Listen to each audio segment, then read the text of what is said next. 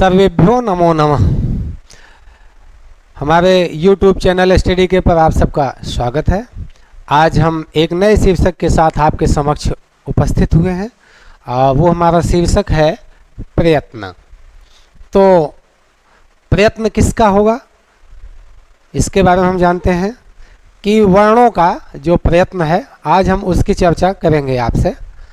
तो वर्णों का प्रयत्न ये क्या है, इस पर समझने के लिए हम पहले देखते हैं ये जो प्रयत्न है इसका शाब्दिक अर्थ क्या होता है।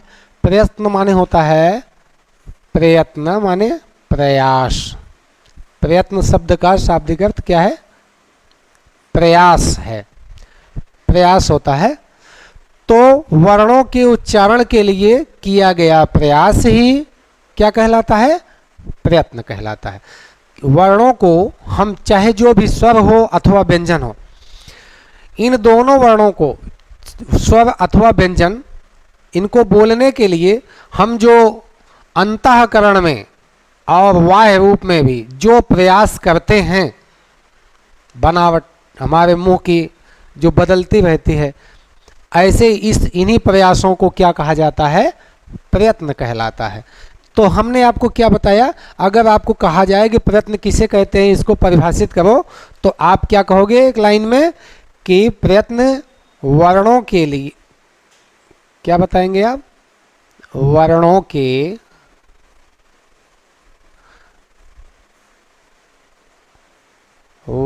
के उच्चारण के लिए, वर्णों के उच्चारण के लिए किया गया प्रयास, किया गया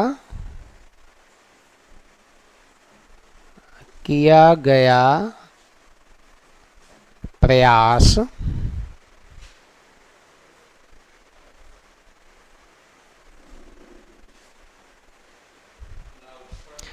किया गया प्रयास प्रयत्न कहलाता है।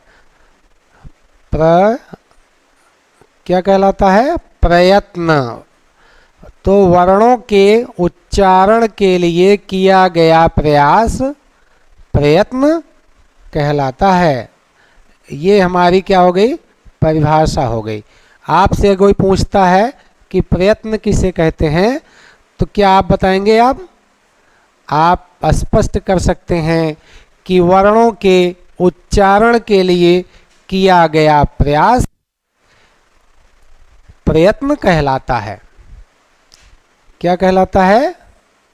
प्रयत्न कहलाता है ना। जब हम किसी वर्ण को बोलने के लिए जो भी अंतःकरण में क्रिया करते हैं, और जब वायु हमारा जब ओष्ठ खुलता है, तो इसको खुलने के पहले बहुत सारी प्रक्रियाएं अंतःकरण में हो जाती हैं। तो इसी प्रयास को हम क्या कहते हैं? प्रयत्न कहते हैं। इसको हम और समझने के लिए आपको थोड़ा सा हम सोच रहे हैं डायग्राम बना के दिखा देते हैं कि कैसे प्रयास किया जाता है ना। वर्णों का प्रयास, छोटा सा डायग्राम, मानव आकृति बना के आपको दिखा देते हैं। प्रयत्न को समझाने का प्रयास कर रहे हैं कि वास्तव में प्रयत्न जो होता है, स्वर, किसी भी व्यंजन या स्वर वर्णों को बोलने के लिए जो प्रयत्न होता है, उसी को हम आपको सामने स्पष्ट करने का प्रयास कर रहे हैं ना।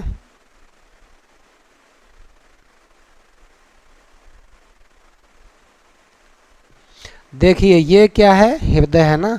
हम अपने पिछली भी कक्षा में आपको बताया था हमने कि उच्चारण स्थान में आपको बताया था, ये आकृति बनाई थी। अब देखिए, जब हम किसी भी वर्ण को बोलने के लिए हमारे मन में जब कुछ इच्छा होती है, तो एक रस सा टपकता है। कहाँ? हृदय में। हृदय में रस सा टपकता है, और उसके बाद उसकी जो तरंगे हैं, ध्वनि तरंगे, ये क्या हैं? ये ध्वनि तरंगे हैं। क्या है? ये ध्वनियाँ हैं। तो ध्वनियाँ क्या करती हैं, खाली स्थान को घेरती हैं। तो ध्वनियाँ ऊपर भागी और ऊपर आने के बाद अपने विभिन्न उच्चारण स्थलों पर टकराती हैं। तो यहाँ टकराई, उसके बाद यहाँ टकराई मूर्धा में, इसका नाम क्या है, मूर्धा है। उसका नाम कंठ था, इसके पहले ये क्या था, कंठ था। तो कंठ पर टकराई, फिर उसके बाद मूर्धा पर टकराई, उसके बाद ये तालु में आई, ऊपरी तालु में। उसके बाद फिर ये आई यहाँ पर नासिका में आई, नासिका में टकराई, और उसके बाद दंत में टकराई, दांत में। उसके बाद ये ओष्ठ खुलता है, दंत और ये ओष्ठ, दंत और ये ओष्ठ है ना। तो देखो ओष्ठ जब खुलता है, जैसे ही ओष्ठ खुला तो ये ध्वनियाँ अब क्या बन जाती हैं, जो भी वर्ण हमको बोलना है, जैसे मान लो हमने कहा क, तो कहाँ से निकलता है, अकुह विसर्जनीया नाम कंठा, हमने आपको पिछले अध्याय में पढ़ाया था। तो यहाँ कंठ से निकलती है ये ध्वनि। अब का रूप यहाँ बन जाता है। उसके बाद जैसे ही ओष्ठ खुलता है तो ये क्या होता है, यहाँ पर ओष्ठ खुलने के बाद ये बन जाता है, इसी का नाम वर्ण या स्फुट हो जाता है। इसी क्या कहते हैं, वर्ण अथवा स्फुट, वर्ण या स्फुट कहलाता है ना। तो अब किसी भी वर्ण या आपको बता ही देते, लिख देते हैं समझाने के लिए। अब देखो किसी भी वर्ण या स्फुट को बोलने के लिए देखो कितना प्रयास किया गया। ये ध्वनि यहाँ से टकराते टकराते यहाँ कंठ में आई, फिर कंठ से मूर्धा में गई, मूर्धा से तालु में गई, तालु से फिर नासिका में टकराई। उसके बाद जो है देखो तालु के ऊपरी भाग पर ऐसे ऐसे बनावट बनी हुई है ना, ऊपरी तालु पर देखो, तो आपको इसमें टकराई ध्वनियाँ सुरीली हुई। इतना हमको जैसे चा बोलना है, तो चा बोलने के लिए इन ध्वनियों को इतना प्रयत्न, इतना जगह टकराहट होनी पड़ती है, सहनी पड़ती है। उसके बाद इतना प्रयास, ये प्रयास जो है कैसा प्रयास है, जो मुख के अंदर ही अंदर किया गया जो प्रयास है, वो कैसा प्रयास कहलाता है, वो आभ्यंतर प्रयत्न कहलाता है। कैसा प्रयत्न, आभ्यंतर प्रयत्न, आभ्यंतर प्रयत्न होता है ना, आभ्यंतर प्रयत्न।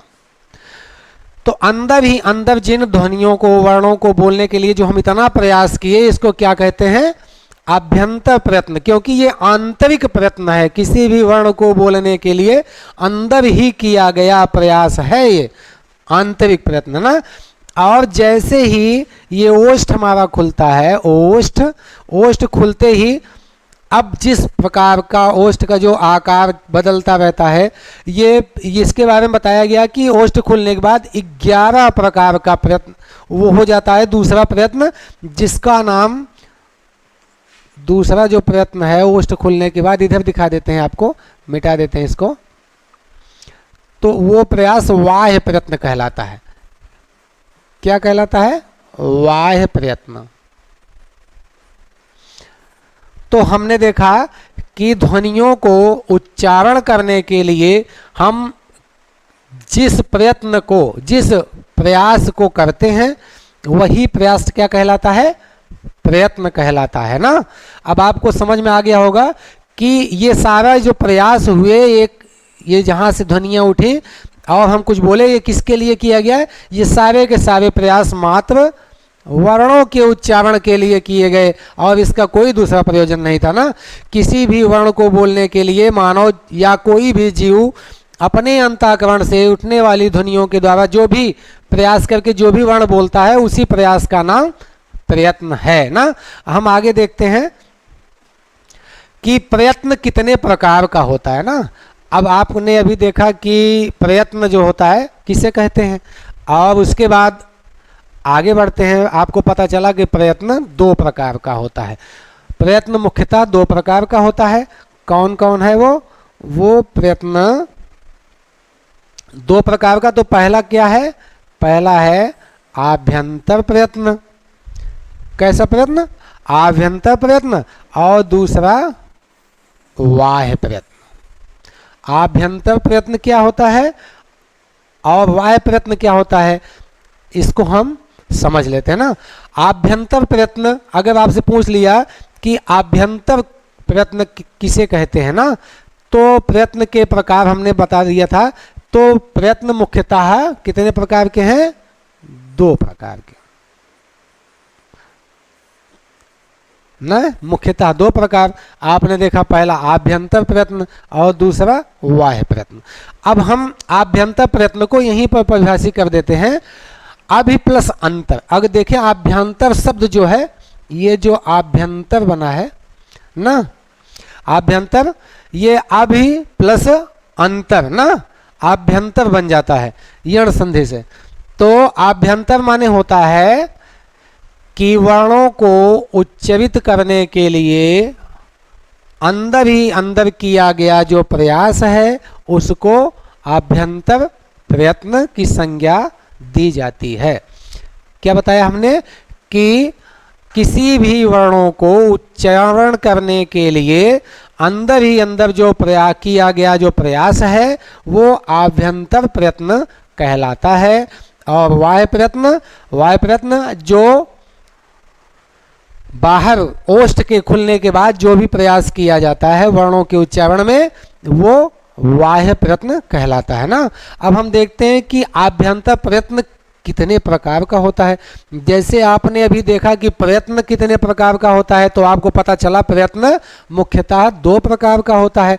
कौन कौन सा होता है? तो आपने देखा आभ्यंतर प्रयत्न और दूसरा बाह्य प्रयत्न ना।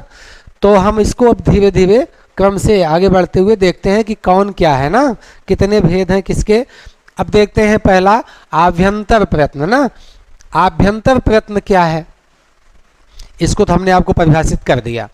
अब हम इसके भेद को देखते हैं कि वास्तव में आभ्यंतर प्रयत्न कितने प्रकार का होता है, कितने प्रकार से हम आंतरिक प्रयत्न करते हैं ना। इन बातों को समझने के लिए हम इसके भेद को देखते हैं।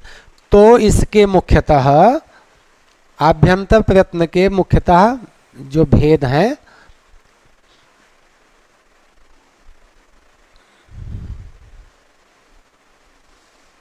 इस पर हम चर्चा करते हैं ना। तो पहला क्या है? पहला भेद, पहला है स्पृष्ट। क्या है? पहला स्पृष्ट, दूसरा ईषद स्पृष्ट। दूसरा भेद क्या है संस्कृत में? ईषद स्पृष्ट।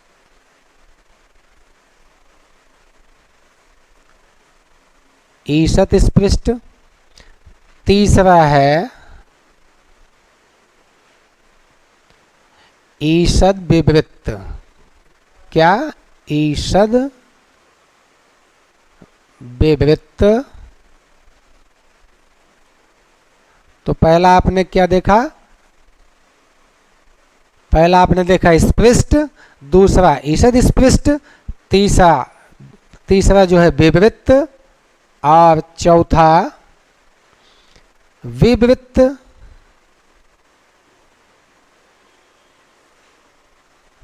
चौथा विवृत्त और पांचवा और अंतिम जिसे कह सकते हैं आप, पांचवा क्या है? संवृत्त।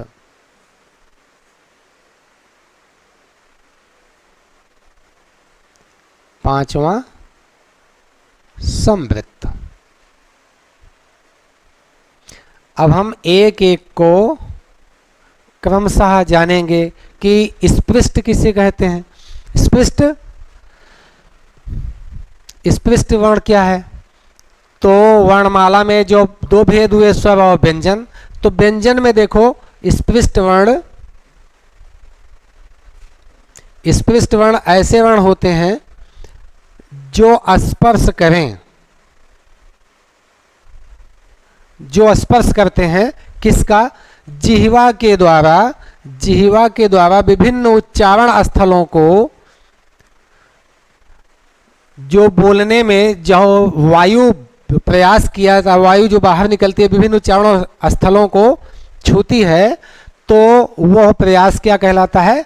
स्पृष्ट वर्ण कहलाता है ना। एक बार फिर से आप देख लो, सीधा सीधा हो जाएगा, आप समझ में आ जाएगा कि जिह्वा द्वारा विभिन्न उच्चारण स्थलों को स्पर्श करने से जितने भी व्यंजन वर्ण बने उनको क्या कहाँ रखा गया? स्पृष्ट में रखा गया। उनको कहा जाता है स्पृष्ट। इसी को हिंदी में कहते हैं स्पर्श व्यंजन। क्या कहते हैं? स्पर्श व्यंजन। आप चाहे स्पर्श व्यंजन कहो या स्पृष्ट वर्ण कहो, स्पृष्ट वर्ण या स्पर्श व्यंजन।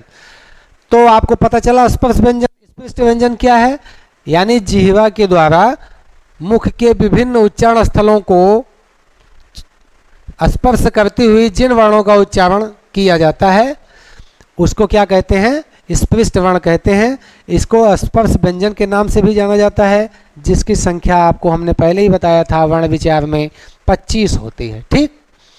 और देखिए इस अब दूसरा क्या है? ईषद स्पृष्ट। ईषद स्पृष्ट क्या है? ईषद स्पृष्ट जो होता है इसका एक नाम क्या होता है? इसी को कहते हैं अंतस्थ। क्या कहेंगे? अंतस्थ व्यंजन। माने जिसके द्वारा जिह्वा के द्वारा जिन वर्णों के उच्चारण में ना के बराबर स्पर्श किया जाए, विभिन्न उच्चारण स्थलों को ना के बराबर ना स्पर्श किया जाए, ऐसे वर्ण जो है अंतस्थ अथवा ईषद स्पृष्ट के नाम से जाने जाते हैं, जिन्हें हम अंतस्थ व्यंजन कहते हैं। इनकी संख्या भी कितनी बताई गई है? 4। तो आपको पता चला कि ईषद स्पृष्ट कैसा वर्ण होता है? ईषद स्पृष्ट ऐसा वर्ण होता है कि जिसके उच्चारण में जिह्वा ना के बराबर विभिन्न उच्चारण स्थलों को स्पर्श करती है, उसे हम स्पृष्ट अथवा अंतस्थ वर्ण कहते हैं ना। अब आगे हम देखते हैं तीसरा क्या है? ईषद विवृत्त। ईषद विवृत्त क्या है? ईषद विवृत्त कैसा वर्ण होता है? तो जब वायु विभिन्न उच्चारण स्थलों को पूछता है, ईषद विवृत्त कहते हैं। किसको कहते हैं? तो आप क्या बताएंगे? आप कहेंगे कि वायु के द्वारा विभिन्न उच्चारण स्थलों को रगड़ते हुए जिन वर्णों का उच्चारण होता है उसको क्या कहते हैं हम? ईषद विवृत्त। अथवा इसका एक नाम और क्या है? इसका एक नाम ऊष्म व्यंजन है। क्या है? ऊष्म व्यंजन। इसको हम चाहे तो ईषद विवृत्त बोले अथवा इसी का एक नाम ऊष्म है। ऊष्म व्यंजन हमने आपको उच्चारण स्थल बताया था। ऊष्म व्यंजन कैसा व्यंजन होता है तो आपको हमने वहाँ बताया था, फिर से जान लो कि विभिन्न उच्चारण स्थलों को वायु जो है हवा रगड़ती हुई जिन वर्णों का उच्चारण करती है उसको हम ऊष्म व्यंजन कहते हैं ना। इसकी संख्या भी कितनी होती है? इसकी संख्या 4 होती है। ठीक। तो आपने 3 को देख लिया। स्पृष्ट किसे कहते हैं? ईषद स्पृष्ट किसे कहते हैं? ईषद विवृत्त किसे कहते हैं? अब अगला देखते हैं विवृत्त। विवृत्त क्या है? विवृत्त जो होता है ऐसा प्रयत्न होता है, अभ्यंतर प्रयत्न, जो मात्र स्वरों का होता है। इसमें केवल स्वर का ही प्रयोग होता है ना। तो स्वरों के लिए जो किया गया प्रयास है, आंतरिक जो प्रयास है, उसको कहते हैं विवृत्त। ये किसके लिए है? ये प्रयास, आभ्यंतर प्रयास किसके लिए? मात्र स्वरों के लिए है। तो आप कह सकते हैं कि स्वरों के लिए किया गया प्रयास जो है उसको हम विवृत्त की संज्ञा से अभिहित करते हैं अथवा जानते हैं। और 5वां है समवृत्त। समवृत्त किसका होता है? समवृत्त मात्र ह्रस्व आ का होता है। किसका होता है? ह्रस्व आ।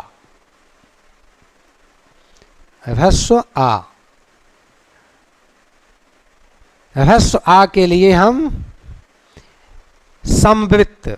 वैसे तो समस्त उच्चारण जो स्वर है सब इसमें निकलते हैं, लेकिन विभिन्न सिद्ध प्रयोगों के लिए हम छोटा आ को संवृत्त के द्वारा उच्चारित हुआ मानते हैं, ऐसा शास्त्रों में बताया गया है। तो आपको पता चला कि अभ्यंतर प्रयत्न के कितने भेद होते हैं। तो आपने देखा कि पहला भेद स्पृष्ट है, स्पृष्ट जिसे हम स्पर्श व्यंजन के नाम से भी जानते हैं, जिनकी संख्या 25 होती है। और दूसरा क्या है, ईषद विवृत्त है। ईषद विवृत्त भैया उसको कहते हैं, इसका एक उपनाम जो है अंतस्थ व्यंजन भी है हिंदी में जैसे, और इसकी संख्या 4 बतलाई गई है। और तीसरा है ईषद विवृत्त, जिसे ऊष्म व्यंजन के नाम से भी हम जानते हैं। और चौथा है विवृत्त, जो मात्र और मात्र केवल मात्र किसके लिए होता है, स्वरों के लिए होता है। और संवृत्त ह्रस्व आ के लिए, मात्र ह्रस्व आ के लिए जो प्रयत्न होता है, आंतरिक प्रयत्न, उसका नाम संवृत्त है। तो आपने देखा अभ्यंतर प्रयत्न के कुल मुख्यतः 5 भेद। आपसे क्वेश्चन टेट के लिए, ये स्पेशली टेट सुपर टेट के लिए आपको पढ़ाया जा रहा है। तो आपसे एग्जाम में पूछ सकता है कि अभ्यंतर प्रयत्न के कितने भेद होते हैं। तो आप क्वेश्चन कैसे पूछेगा, अभ्यंतर प्रयत्न के भेद होते हैं 5, 6, 4, 3। तो आपको जो भी यहाँ पढ़े रहेंगे तो आप बता देंगे, 5 वाला कॉलम टिक कर देंगे ना। अथवा हम आगे बढ़ते हैं, वाह्य प्रयत्न पूछेगा, या ऐसे पूछ सकता है स्पर्श व्यंजन को और अन्य किन नामों से जाना जाता है। स्पर्श व्यंजन को और किस नामों से जाना जाता है, तो क्या किससे जाना जाता है, स्पृष्ट व्यंजन। अथवा पूछेगा स्पृष्ट व्यंजन की संख्या कितनी होती है, तो आप क्या बताएंगे, 25 होती है, इत्यादि। आप लोग ध्यान से देखते रहो, जिससे हम समस्त प्रश्नों का उत्तर आसानी से दे सकें। क्योंकि शास्त्रों में बताया गया है कि अनभ्यासेन विषम विद्या अजीर्णम भोजनम विषम, अर्थात बिना अभ्यास के विद्या विष के समान है ना। आपको बार बार अभ्यास करने से ही सफलता मिलेगी। क्योंकि शास्त्रों में, नीति शास्त्र में हमारे बताया गया है कि उद्यमेन ही सिद्ध्यन्ति कार्याणि न मनोरथै न सुप्तस्य सिंहस्य प्रविशन्ति न मुखे मृगाः। अर्थात सोते हुए सिंह के मुख में हिरण जिस तरीके से प्रवेश नहीं कर सकता है, ऐसे ही बिना परिश्रम से किसी भी सफलता को प्राप्त नहीं किया जा सकता है। इसलिए मित्रों, आप लोग क्या करो, इसको 4 बार 5 बार पढ़ने का प्रयास करो, एक एक बात क्लियर हो जाएगी। अगर आपको कोई डाउट है तो आप कमेंट बॉक्स में लिख सकते हैं, हम आपको फिर पुनः आपको समझाने का, किसी दूसरे वीडियो में समझाने का प्रयास करेंगे। तो आइए हम देखते हैं इसके दूसरे भेद की तरफ बढ़ते हैं ना। वाह्य प्रयत्न, अभी तक आपने देखा अंदर ही अंदर जो प्रयास किया गया। अब मुख के ओष्ठ जब खुला स्फुट बना वर्ण, तो इसको बोलने में हमको, जैसे का बोलना है तो मुंह ओष्ठ कैसे खुलता है, का ज़्यादा खुल, लेकिन ऊ बोला ना, ओ ऐसे खुलता है। तो ओष्ठ का जो आकार, जो ओष्ठ है, इसका आकार जो जिस तरीके से बदलता है, तो उसको बताया वाह्य प्रयत्न है। ये कितने प्रकार का होता है, हम इसको देख लेते हैं। आपको इसमें कुछ करना नहीं है। वाह्य प्रयत्न टेट में पूछा अगर भी गया तो यही पूछा जाएगा कि वाह्य प्रयत्नों की संख्या कितनी होती है ना। और आपसे ज़्यादा क्वेश्चन डीपली नहीं जाएगा, क्योंकि आप नेट जेआरएफ की तैयारी नहीं कर रहे हैं ना, टीजीटी पीजीटी की। आप ये नेट के अकॉर्डिंग हम आपको दे रहे हैं, तो उसमें आपको मात्र भेद ही पूछता है। तो इसके कुल कितने भेद हैं, इसके कुल 11 भेद बतलाए गए हैं। हम आपको इनके नाम बता दे रहे हैं, और आप खाली ऐसे याद रखना हल्के से, और ज़्यादा परेशान होने की जरूरत नहीं है। आपको खाली इतना याद रखना है कि वाह्य प्रयत्न कितना होता है, अभ्यंतर प्रयत्न कितना होता है ना। तो आपको पता चला कि अभ्यंतर प्रयत्न 5 प्रकार का होता है और वाह्य प्रयत्न 11 प्रकार का होता है। मैं इनके नामों का नामकरण कर दे रहा हूँ, आप जान लो किन किन को वाह्य प्रयत्न कहा जाता है ना। तो हम देखते हैं, तो पहला विवार,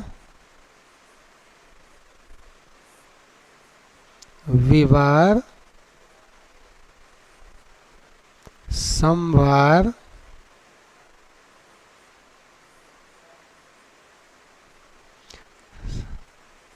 तीसरा श्वास,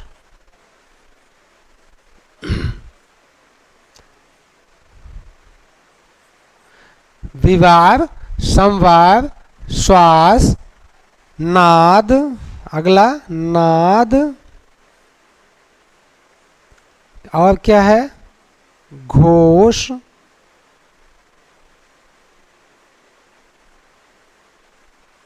नाद, घोष, विवार, संवार, श्वास, नाद, घोष। अब बाकी 6 को हम इधर कर दे रहे हैं। अघोष,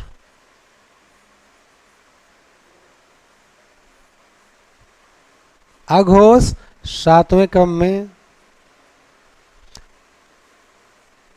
अल्प प्राण,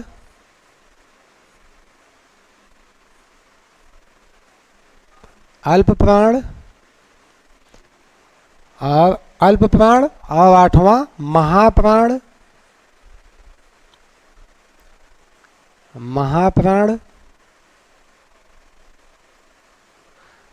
और 9वां है उदात्त, उदात्त। 10वें क्रम में अनुदात्त,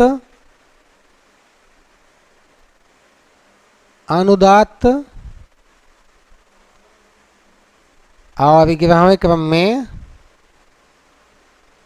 स्वरित।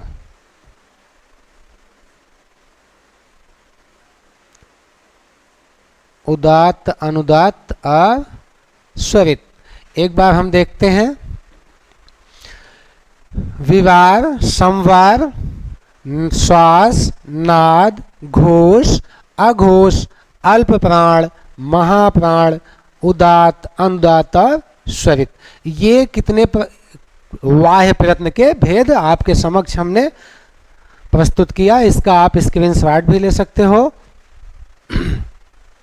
आप स्क्रीनशॉट ले लो, जिससे हमेशा आपको याद बना रहे। इसको देख लेना एक दो बार।